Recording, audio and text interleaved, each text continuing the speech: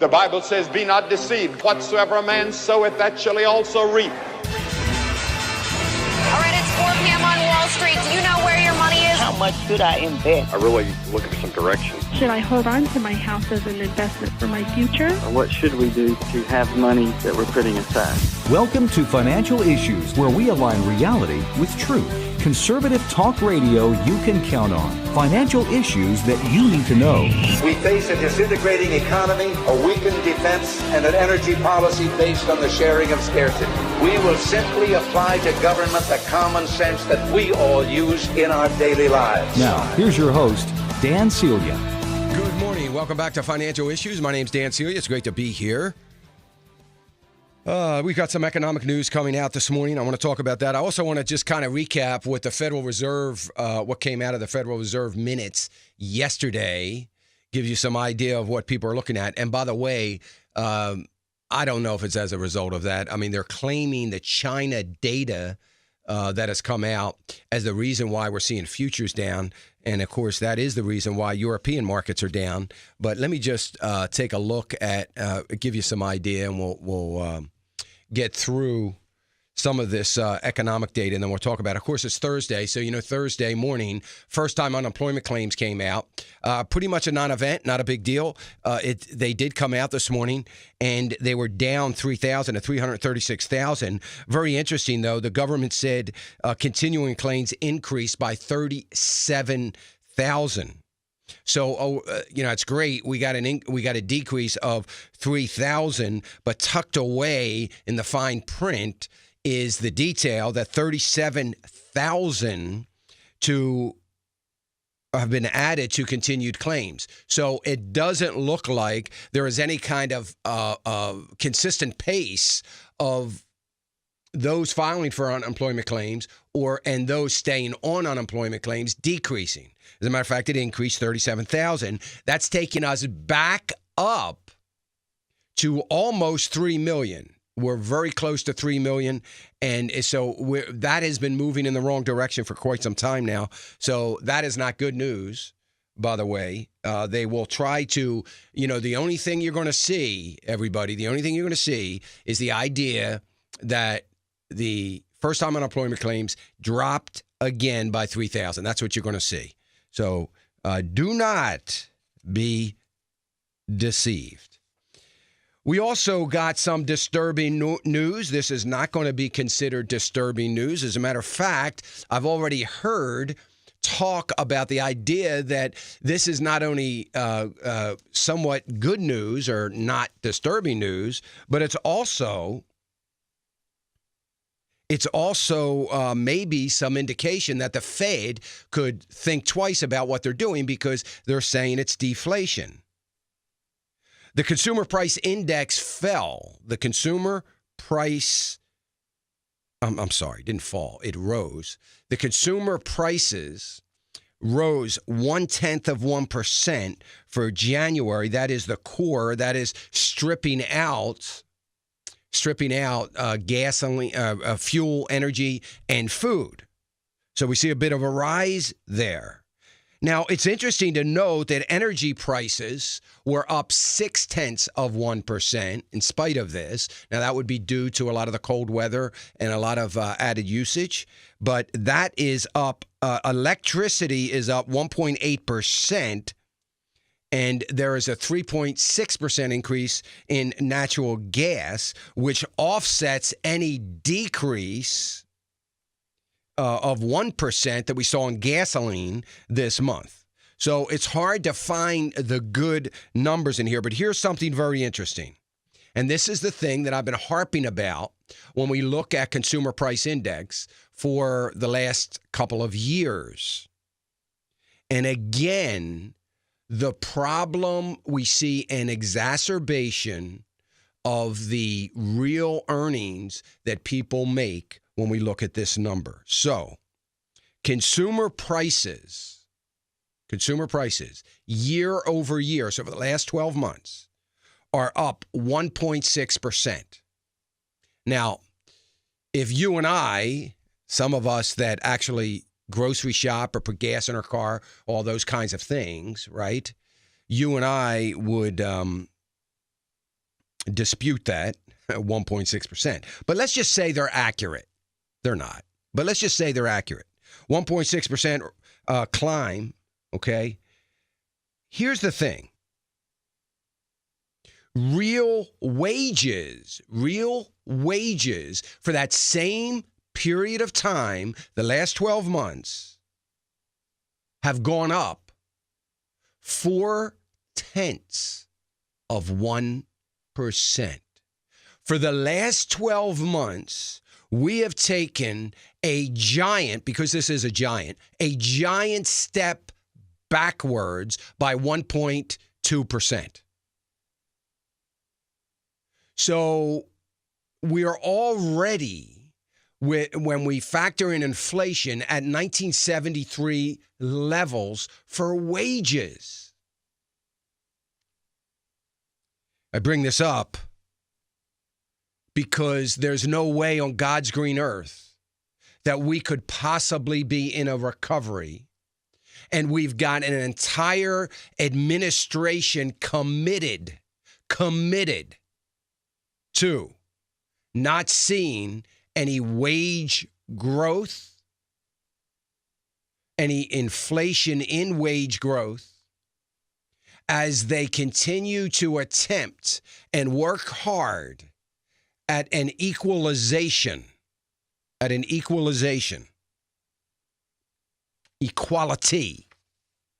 in our wages.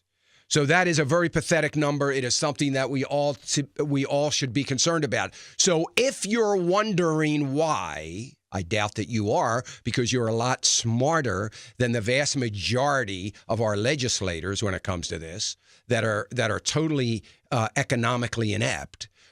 You're a lot smarter than this because you're actually living it every day. If you're wondering why you can't get ahead when we have zero for all practical purposes. I mean, we have obviously some inflation here, 1.6%, but that's low. That's low by any standard. So we have very low inflation, and you can't seem to get ahead. This is the answer. And it has been decreasing for the last 20 years, dramatically in the last 5 years. But we're in a recovery. But we are in a recovery. Let's not forget that. And this administration and all the liberal economists and pundits out there, if they keep saying it enough that we are in a recovery, then, of course, we certainly must be in a recovery. I know the technicals behind a recovery.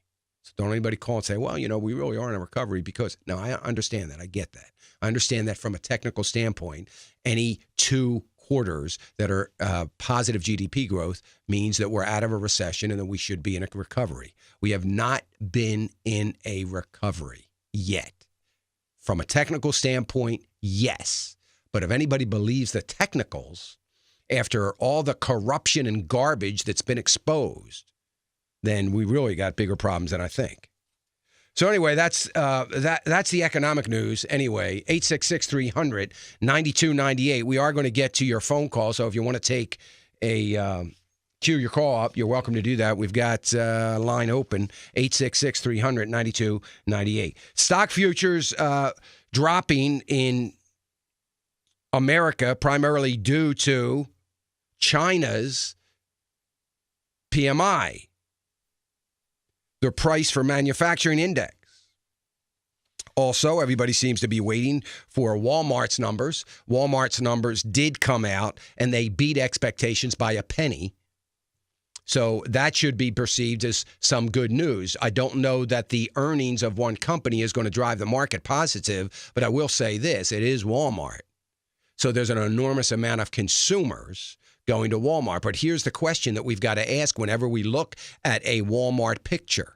Remember, I don't know a comparison, but are people shopping at some other high-end or mid-end department store? Are they, because they're feeling this crunch that I just talked about, are they moving to Walmart? In other words, are they going to Walmart now where they maybe would have not gone to Walmart? I mean, is that a possibility? I believe it's a reality, not just a possibility. So it would stand to reason that Walmart's numbers would go up, and keep in mind this includes Sam's Club. So anyway, just a thought, but I don't think it's going to do anything to drive anything up. China's is kind of hit Europe with this, double whammy, and the stocks are in the red over there in Europe. Thursday, after a weaker than expected reports out of China's manufacturing sector, which compounded the impact of some somewhat hawkish views from the Fed's minutes that I said I was going to talk about. So the European stocks are not doing so good.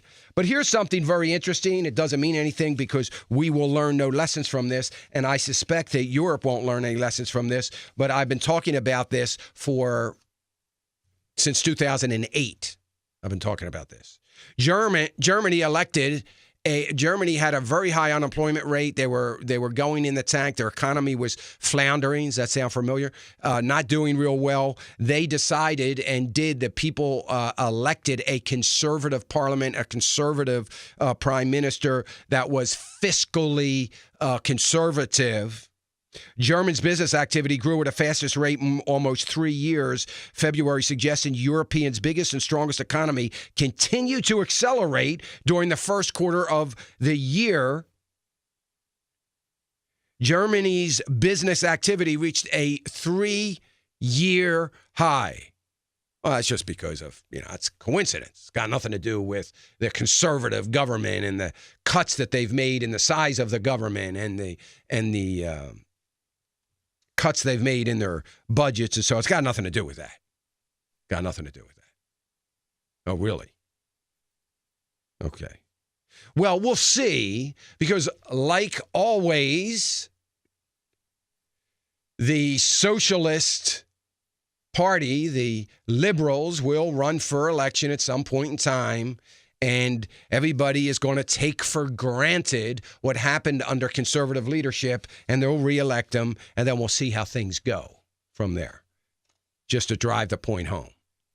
I don't think anybody's going to learn any lessons from this in Europe. France might. France decided they weren't quite liberal enough. They weren't quite socialist enough. They elected a very left-wing president. Things haven't been going so good afterwards. I suspect that they'll turn that around in the next elections. Georgia closes its 4th hospital. It's the 4th hospital it's closed. It is citing Obamacare payment cuts for emergency services as the reason. Many hospitals in 25 states that have rejected Medicaid expansion are facing similar financial problems, and we're going to likely see this continue throughout at least these 25 states and more when it all comes right down to it. The federal government has historically made payments to hospitals to cover the cost of uninsured emergency patients. And they have done this regardless of the ability of those patients to pay. And they have always received some kind of reimbursements from the government in reference to that. That is slowly, since 2012, January 1st, 2012, that has slowly been disappearing and getting smaller and smaller and smaller. Hospitals cannot survive. Doctors cannot survive. When you see 4 hospitals close in Georgia, then that means there are 4 fewer hospitals to pick up the slack. People have to travel further. People have to wait longer to be seen as a result of that. We are starting to see all around the country the issues with the quality of care as a result of Obamacare, but nobody seems to think about it. On a comical note, President Obama drew a line in the sand again with the Ukraine. Come on, really? I wonder how laughable that was in the international circles. I think we got a line that was drawn in the sand over Syria that he just keeps drawing another line.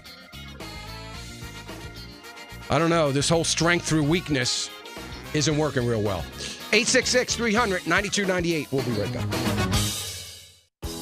Proverbs 21:5 says, "The plans of the diligent lead surely to abundance, but everyone who is hasty comes only to poverty." I think God's word is encouraging us that we need to plan. We need to be diligent about our planning.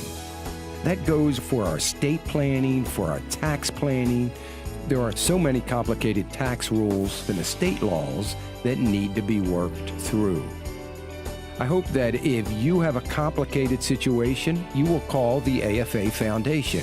We stand ready to help you in all of your planning, and I'd be happy to even visit with you if we find it necessary. Would you call 800-326-4543, extension 345. That's 800-326-4543, extension 345.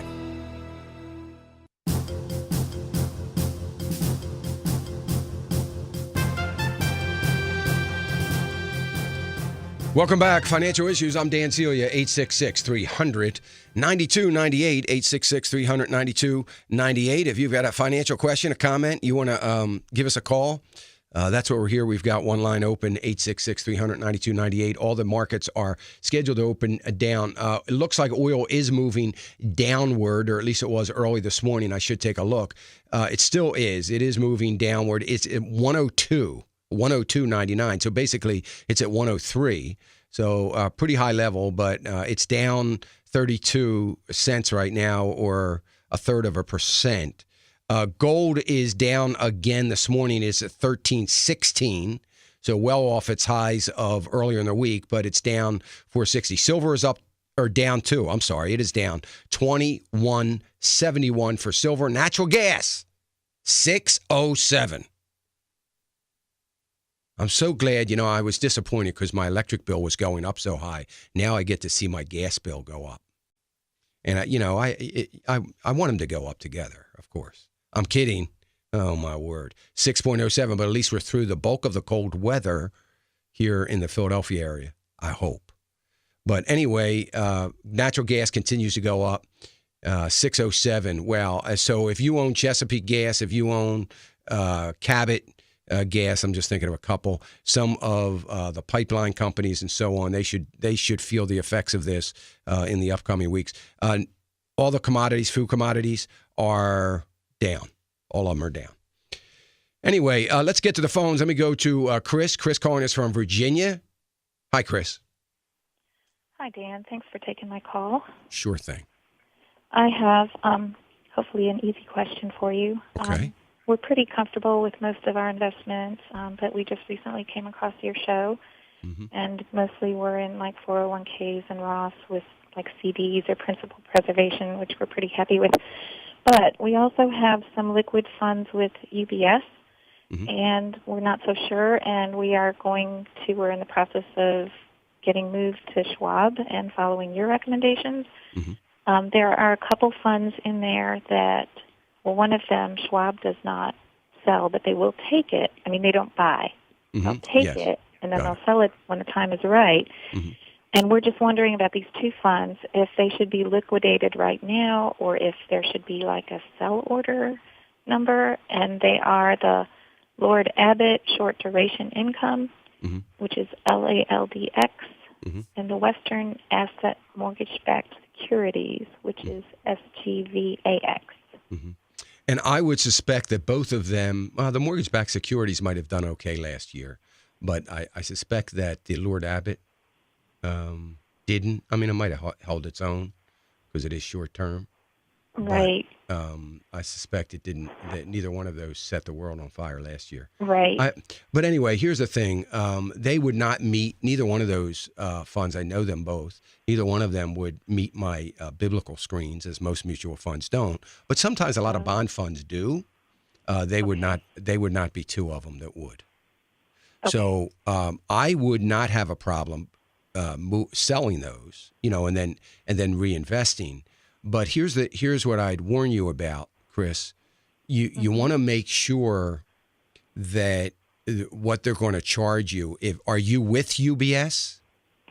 Right now, we're going to get out of there. Okay. Yeah. So you don't want to sell it at UBS.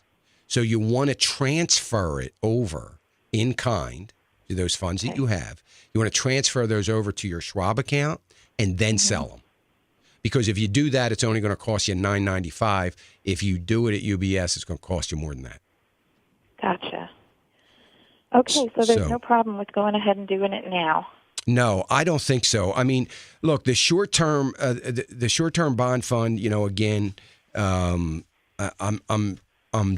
analyzing right now in great detail. I thought I was going to have something for the middle of the week this week, but not happening in reference to bond funds because I feel like I need to really consider starting when to figure out when is going to be the time to move back into some short-term bond funds. So I'm doing that now. But right now, here's the thing. I mean, I feel like it's not going to take much for them to start going back down again.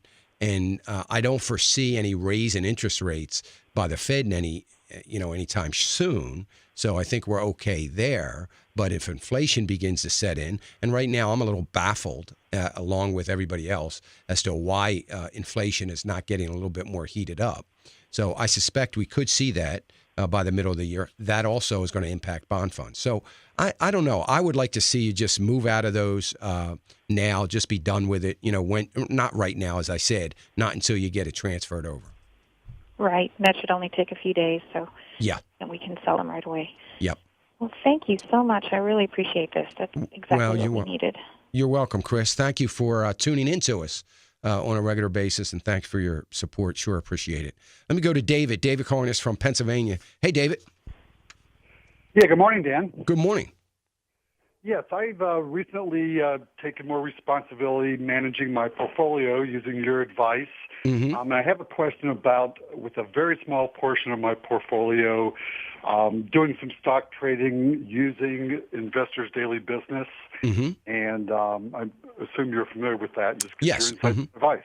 Yeah. I mean, I think you mean my comments on Investors Business Daily? Exactly. Yeah, no. Yeah, I'm fine with that platform. I think that's a fine platform. I don't have any issues with them at all. Most of the major platforms like them, like Scottrade, like Schwab, as somebody just mentioned, E-Trade, and all those. I feel fine about.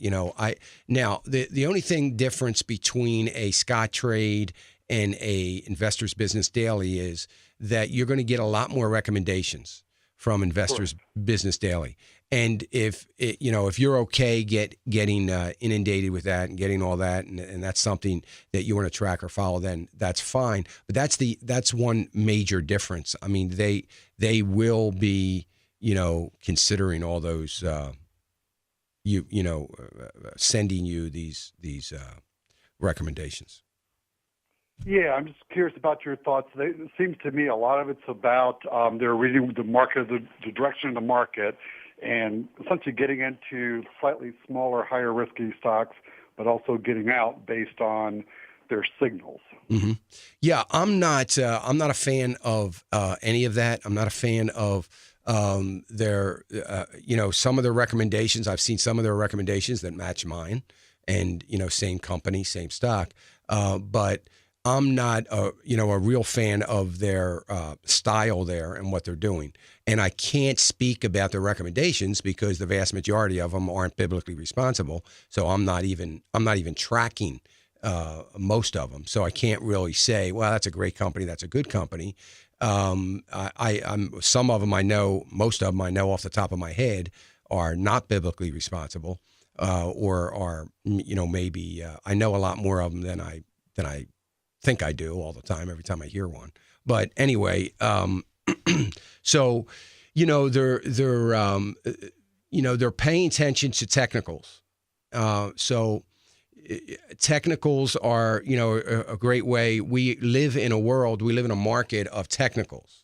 And my argument has been, as I talk about all the time when I speak at investment conferences, is the technicals are important to making any decision about a particular company. I use the technicals every weekend when I decide my pick list, my stock picks.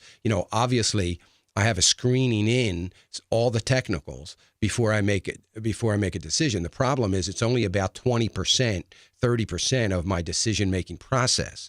And what I talk about on a regular basis is, and this is more information than you need, but what I talk about on a regular basis when I speak at investment conferences, we have totally lost the art of art, the art part. The part of, the years ago, I mean, there's still some old timers like myself still doing it that, keep their ear to the street on some very specific numbers. We've lost that. Everybody's got their nose buried in textbooks and technicals. And so I am not a fan of that.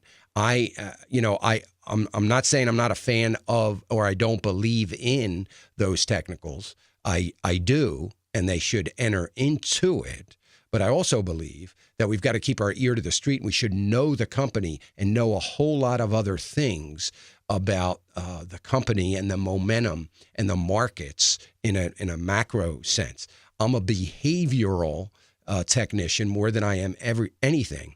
So I believe deeply in watching closely, and I always have been, in the behavior of a particular company and the management of that company, as well as the behavior of the type of consumers that company is trying to appeal to.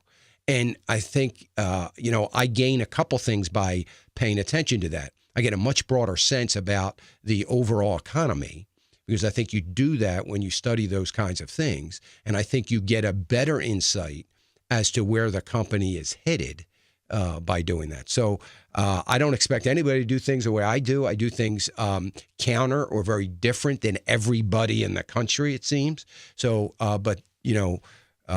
they're focused very much on technicals and technical milestones, technical points in which this has reached a technical place where it's time to sell one way or another, or a technical point. If I had done that with my list, I'm not talking about their list, but if I had done it with my list, then there'd be a whole lot more bad buys on my list than there would be good. So I know that's more than you bargained for on an answer, but I thought it would be edifying for the rest of the audience. So hopefully that helps. Thank you. I very much did. All right, David. Thank you for your call. I sure appreciate it. 866-300-9298. Let me go to George. George calling us from Ohio. Hey, George. Hi, Dan. Nice to talk to you. Thank you. First-time caller. Oh, great. Thank you. I agree with you on the recovery. I don't see a recovery. I do some of the grocery shopping. I see prices in the stores. Either they're making the packages smaller or they're raising the prices. Right. My heat was propane, and 6 weeks ago I filled my tank up at $2.39 a gallon. Now it's about $4. Wow. A gallon. And in Ohio, they even tax it. They put a state sales tax, which is ridiculous. Oh. It's crazy. But my question was the long-term forecast on the stock market this year. Mm-hmm. I just see a big decline myself. I don't think we can, go the way we are. And, supposedly we live in a free market society, but the Fed Reserve's got to prop up the stock market. Yes. Yeah, you know what, George? I had a conference call yesterday with my partners, and when I have those conference calls, I tend to be a little bit more frank and a little bit more open of some of my opinions. And without going into all the detail, I mean, I said to those that were participating in the conference call, which was quite a few hundred. I was surprised. It was a big conference call. And, I said, look, this is not going to be last year's market. I believe this is going to be the beginning of the downturn. And I cited some of the buying and selling that is going on among corporate executives and among corporations, among high net worth people. Now, I subscribe to services. It costs this ministry about I think I said on my conference call about $17,000, $18,000. It's more than that because everything went up. So it's probably closer to $20,000 a year in certain services, so that I don't have to fish around and go the long way to get all the reporting I need, some of the SEC data and some of the detailed financials. But just to mention a couple things, but I see every week. For people listening that don't understand this, if you are a CEO of a company you're making a couple $1 million a year, you can't just sell your stock. You have to file with the SEC before you sell your stock. You can't just buy a bunch of your stock. You've got to file with the SEC. Corporations have to file when they make a decision, when the board makes a decision to have a buyback or a sellout. All that's got to be filed. It's public information. It's not where the average person can get a hold of it, but I get it in mass as they're filed. I get them so I can look through. Now, I have to sift out the companies that, I don't care about, but I have a screening process for that to stick to my list that's on my website. So I'm looking at all of that, but I do get a look. I do get a glimpse of what they are thinking about the economy. So it's not just all my opinion. All that information helps form my opinions. But nevertheless, when you see that, when you look at it, it's very different. It's very different this February than it was last February. So I think that's an indication. Look, we cannot, we as a country, I'm talking about now, we cannot continue on this road without severe consequence. I said yesterday on my conference call, I try hard not to be an alarmist, and I try hard to be an optimist to a certain extent, because I've always said, as I speak and talk about the dark days ahead for America that are on the horizon, as I talk about those things, I also talk about here's how we can fix it, and that I'm optimistic. I'm optimistic because I'm a capitalist and I believe in the free market economy. And I believe that $1 trillion or so, when we have over $3 trillion on the sidelines right now, well over $3 trillion on the sidelines, $1 trillion of that coming back in to an economy like America can change things dramatically. So can we do that? Yes, but we are so close right now, closer than we've ever been to the point of no return, because there will be a point in which that $1 trillion, that corporate confidence, even if there were to be a will in Washington to fix things, it isn't going to matter. And we're close to that point. So, George, I agree with you 100%. I appreciate you making the point. That's a little bit of my opinion. And, folks, if you want to join those conference calls, man, I hope, and maybe some people will call in, or people that were on that conference call can comment on how much they appreciate it. I do get emails about it, but you can go to the website, financialissues.org. Hi, this is Dan Celia from Financial Issues. Would you consider partnering with us in the ministry? Let me tell you what you'll get for a partnership with Financial Issues. You'll get access to my stock pick list that I put out every Monday. You'll also have access to your own asset allocation model. You'll get my email alert system that goes out on a weekly basis, sometimes twice or 3 times a week, that might alert you to something that's going on in the markets that could impact your portfolio, maybe a specific to sell a stock. By the way, everything I do is biblically responsible. When a stock, for some reason, takes a left turn, that company, and is no longer biblically responsible, I immediately issue an email alert telling you to sell it. You have access to our conference calls, our asset allocation model, and much more. Would you partner with us at financialissues.org? That's financialissues.org. I'm learning, and I thank you for doing what you're doing. Well, as long as Obama is president, it really doesn't matter. Okay, yeah, so as long as somebody is in there that is not buying into everything you want to do, don't worry about whether it's right for the American people. Don't worry about what's good for health care, what's good for quality of care, what's good for our seniors, what's good for our special needs children. Let's not worry about any of those things. I think it's a mess. I'm praying for his salvation, praying for the rest of our leaders that have no backbone and have no guts. God bless you, and thank you so much for your show. The opinions and recommendations expressed by Dan are his own and do not necessarily represent the opinions of this station or any of the show's sponsors.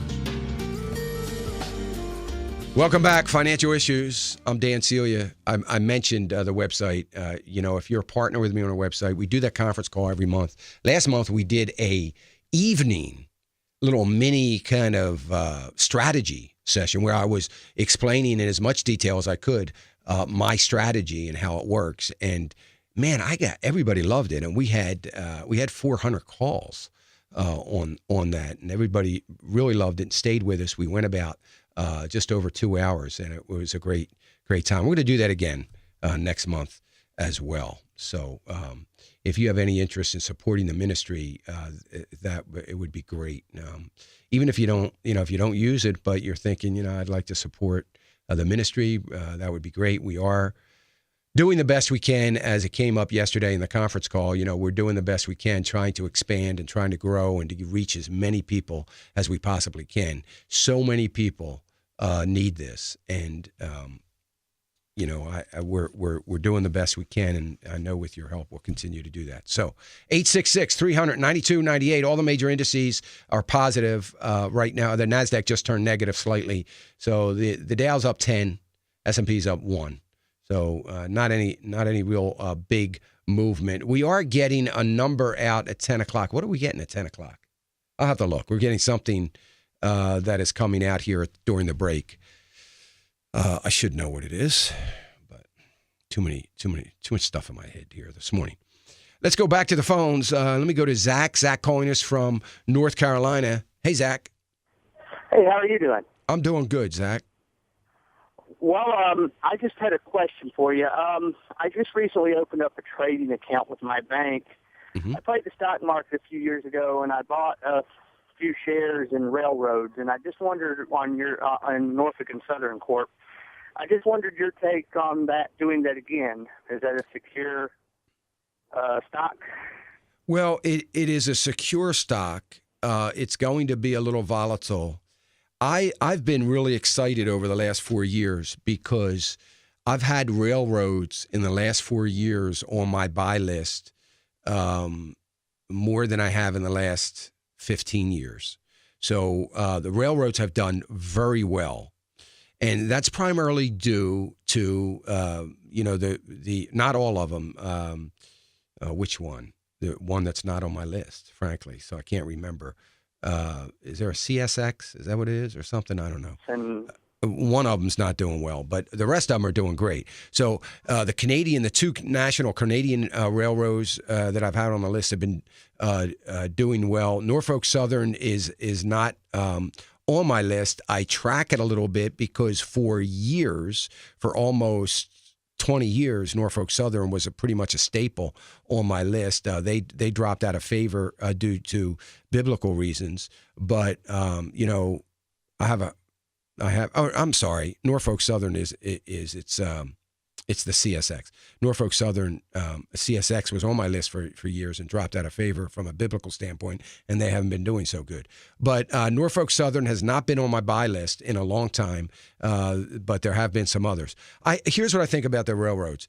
First of all, the Keystone Pipeline, if it gets approved, one of the downsides to the Keystone Pipeline, it's probably going to hurt the railroads a little bit.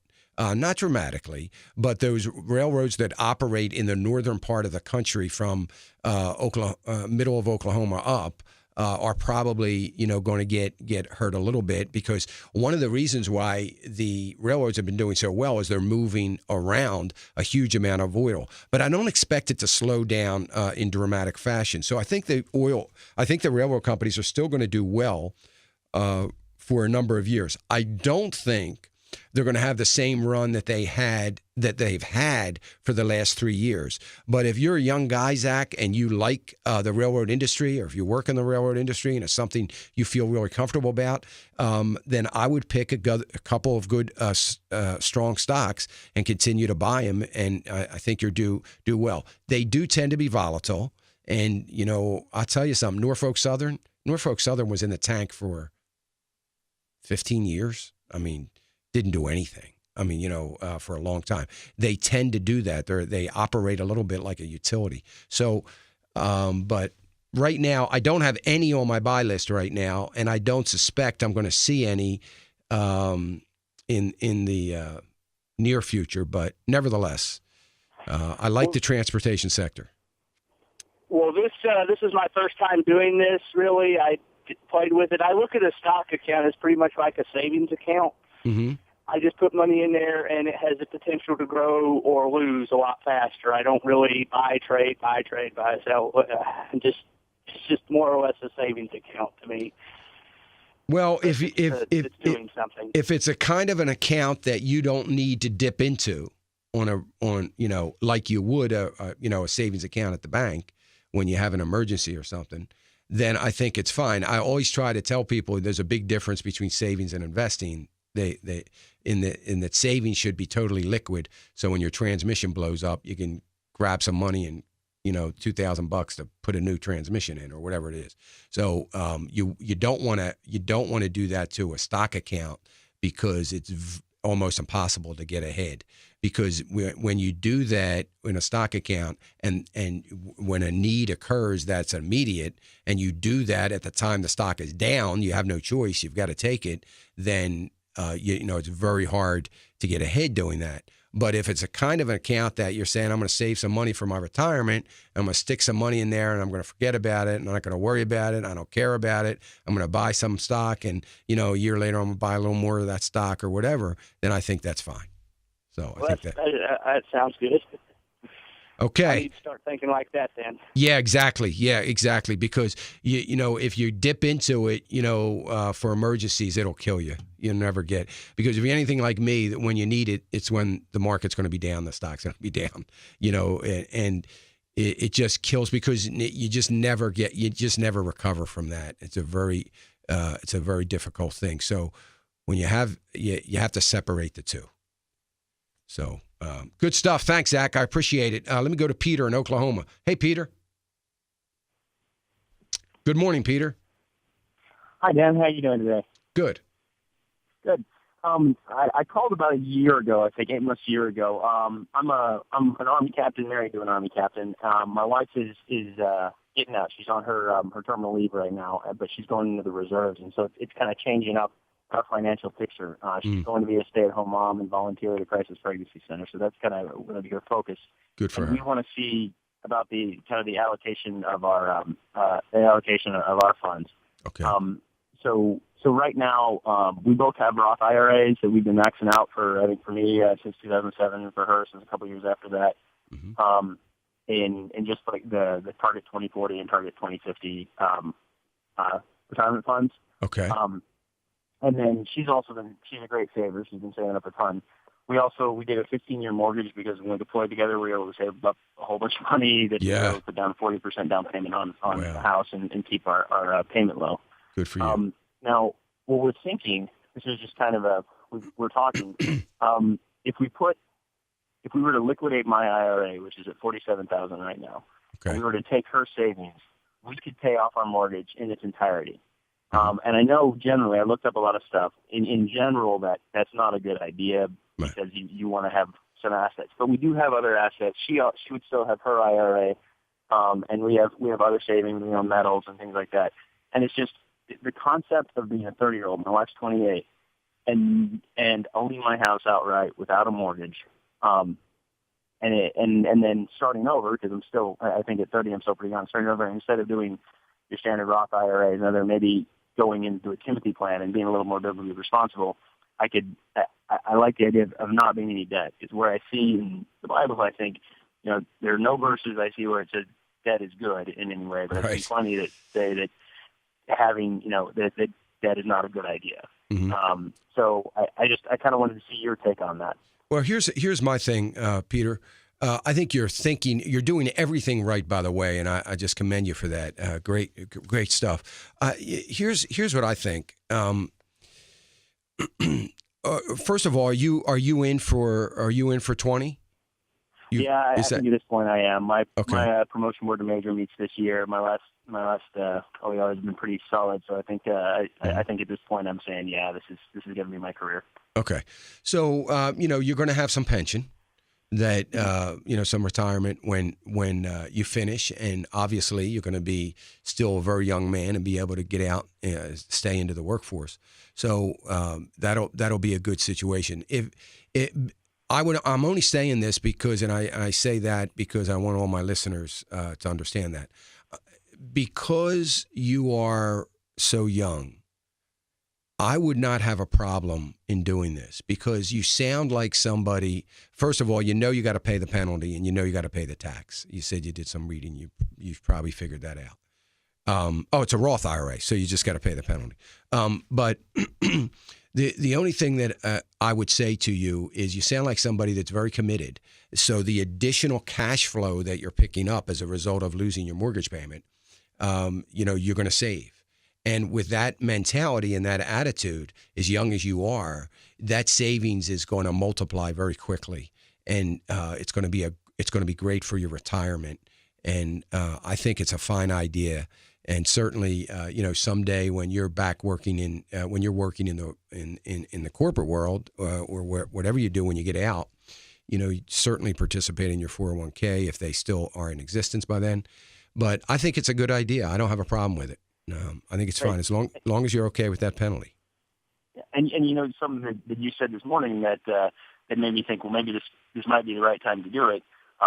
Since I started my IRA in 2007, everything tanked in 2008, and it got chopped in half. I didn't actually lose that much, and since then, since it's been climbing, I think I'm probably at the point where my IRA is going to be pretty high. And you're talking about having some problems with this year and next year, and looking like maybe this climb that we've had is at its peak. So I was thinking this might be the time to do well, that. I can't think of a better time. I mean, from that regard, you were in a 2040 fund, so you did pretty well last year, and you far outpaced the 10% penalty you're going to pay. So I don't think there's a better year. I mean, this would be the time to do it, no doubt about that.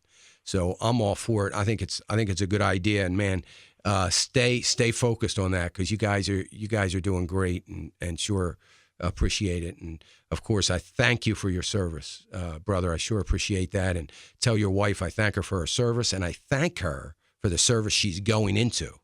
That may be more important than anything, both at the Teenage Pregnancy Center, the Crisis Center, and being a stay-at-home mom. Great stuff. I appreciate you. Thank you, Peter. Let me go to Michael. Michael, do we have time? Yeah, let me go to Michael in Texas. Go ahead, Michael. Hi, Dan. How are you doing today? I'm well. Well, my question is, I'm a full-time college student, and it's regarding student loans. Right now in our economy, a lot of students are getting a lot of problems with student loan debt. It just hit $1 trillion, and across the United States. And my question is, I try to do everything right. I went to my first 2 years at a community college, and I transferred to a public school. I've been living at home. I've been working. But there's still a fear of taking out loans, and so I'm going to have to, because regarding my financial situation, I really have no other choice regarding that. But my question is, right now, the way college students are, with a high unemployment rate when they graduate, even with a degree. You've had some friends that graduated from college and they're still having a hard time finding a job. Even if they have a job, it's still not the job that they expected, but the degree that they required in college. So my question is, right now, with the way the economy is and uncertainty about our nation's economy, I'm a conservative capitalist myself. Is it even worth getting a college degree? I'm sure it is, but should I just wait and get it later and work, or should I go ahead and get it done out of the way now with the way it is? How far along are you? How far along are you, Michael, on your education? Let's see. If I continue to go full time, I'll probably have about another year and a half, maybe 2 years. Okay, so you've got 2 years under your belt, basically. Yeah. Right. Okay.